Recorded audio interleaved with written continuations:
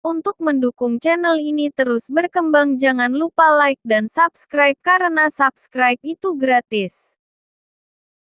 Sholat menjadi kewajiban bagi umat Islam. Sholat merupakan salah satu sarana yang paling utama dalam hubungan antara manusia dengan Allah Subhanahu wa Ta'ala.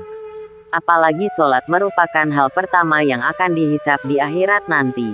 Rasulullah Shallallahu Alaihi Wasallam pernah bersabda bahwa amal hamba yang pertama kali akan dihisab adalah sholat.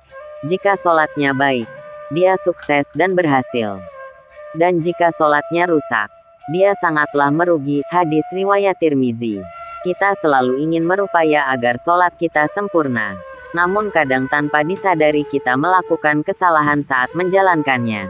Beberapa kesalahan tersebut diantaranya: 1. Tidak menggerakkan lisan ketika takbir dan membaca bacaan sholat lainnya.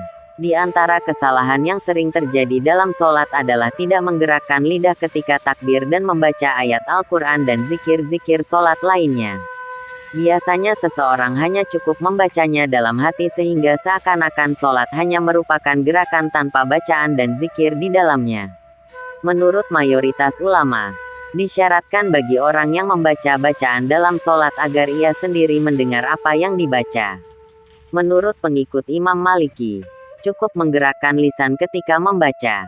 Yang lebih utama adalah memperdengarkan kepada dirinya apa yang dibaca untuk menjaga perbedaan pendapat. 2. Mengangkat pandangan mata ke langit atau memandang ke selain tempat sujud. Kesalahan yang juga sering dilakukan beberapa muslimah adalah mengangkat pandangan mata ke langit atau melihat ke kanan dan kiri yang bisa menyebabkan lupa, tidak fokus atau berbicara dalam hati. Padahal kita diperintahkan untuk menundukkan pandangan dan mengarahkannya ke tempat sujud. Kecuali ketika duduk untuk tasyahud, maka pandangan mata hendaknya diarahkan ke arah telunjuk seperti yang dijelaskan dalam tuntunan Rasulullah yang diriwayatkan oleh Ibn Umar radhiyallahu an. Nabi Shallallahu Alaihi Wasallam meletakkan telapak tangan kanannya di atas paha kanannya dan beliau berisyarat dengan jari telunjuk ke arah kiblat, serta beliau mengarahkan pandangan matanya ke arah telunjuk itu. Hadis riwayat An-Nasai. Diriwayatkan dari Aisyah radhiyallahu an. Ia berkata, aku bertanya kepada Rasulullah Shallallahu Alaihi Wasallam tentang menoleh dalam sholat. Kemudian beliau menjawab, itu adalah sebuah kopetan pengambilan dengan tiba-tiba, yang dilakukan syaitan terhadap sholat seorang hamba. Hadis riwayat Bukhari. 3. Memejamkan kedua mata ketika sholat. Ibnul Qayyim berkata, memejamkan kedua mata dalam sholat tidak termasuk tuntunan Rasulullah Shallallahu Alaihi Wasallam.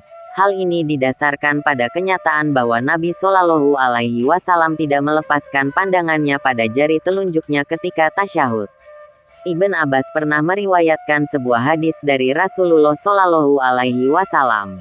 Apabila salah seorang kalian melakukan sholat, maka janganlah memejamkan kedua matanya. Hadis riwayat At-Tabrani. Para ahli fikih berbeda pendapat tentang hukum memejamkan mata dalam sholat.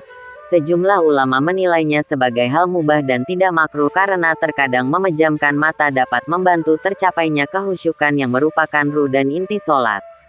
Sedangkan Imam Ahmad menilainya sebagai suatu yang makruh karena selain Nabi Shallallahu Alaihi Wasallam tidak mencontohkannya, hal tersebut juga adalah perbuatan yang dilakukan oleh kaum Yahudi. 4. Tidak menempelkan hidung ketika sujud. Biasanya para muslimah sering terlewatkan untuk menempelkan hidung dan dahi mereka karena terhalang oleh mukena. Nabi Shallallahu Alaihi Wasallam mengingatkan agar orang yang sujud benar-benar menempelkan hidungnya ke tempat sujud.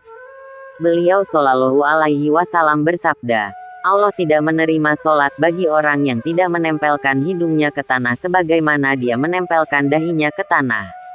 Hadis riwayat Ibn Abi Syaibah. Berkenaan dengan masalah ini, Ibn Abbas meriwayatkan hadis Nabi Shallallahu Alaihi Wasallam. Aku diperintahkan bersujud dengan 7 bagian anggota badan, dahi termasuk hidung. Beliau mengisyaratkan dengan tangannya, telapak tangan kanan dan kiri, lutut kanan dan lutut kiri, dan ujung kaki kanan dan kaki kiri. Hadis riwayat Bukhari. 5. Tidak tumaninah dalam ruku dan i'tidal.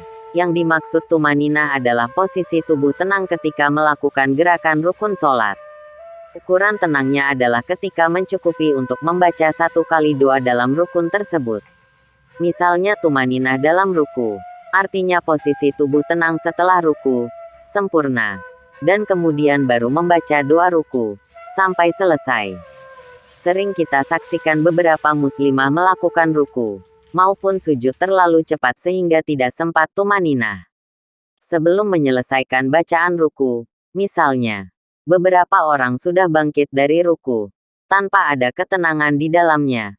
Sholat semacam ini tidak sah karena tidak tumaninah.